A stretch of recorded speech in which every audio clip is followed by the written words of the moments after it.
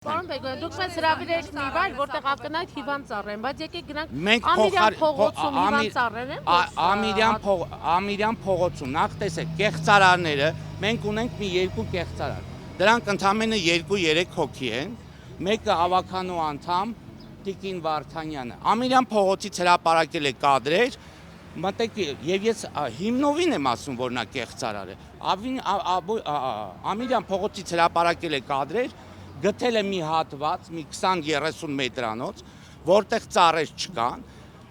դրեք նայեք իր էջում է, ամբողջ տեսա նյութը, այն անկյան տակ է նկարված, որ Ամիրյան փողոցում որևիցե ծառ չի երևում եւ բղավում գոռում գոչում է, որ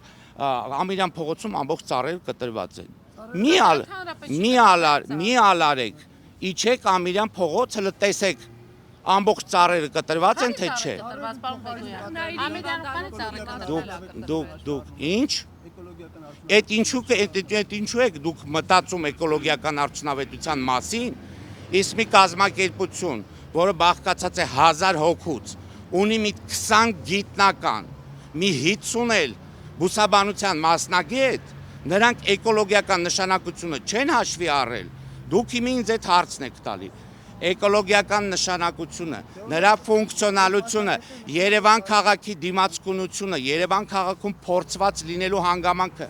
ջրի պահանջի հանգամանքը, գլոբալ տաքացման հանգամանքը, ուրեմն մինչև դուք կկռահեք, էլ ինչերա պետք հաշվի առնել, այդ ամեն ինչը, այդ 100 գիտնականները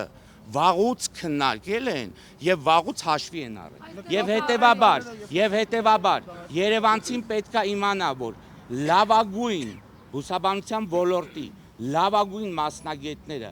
կամ աշխատում են Երևանի քաղաքապետարանի մեր հիմնարկում կամ որպես բարեգործություն Երևանին աշխատում են ստեղծված կազմակերպությանը կիչ գիտատեխնիկական խորհրդում։ Գիտատեխնիկական խորհրդում կա բուսաբանության ուրեմն ազգային ակադեմիայի թղթակից անդամ, բուսաբանության ինստիտուտի բազմաթիվ պրոֆեսորներ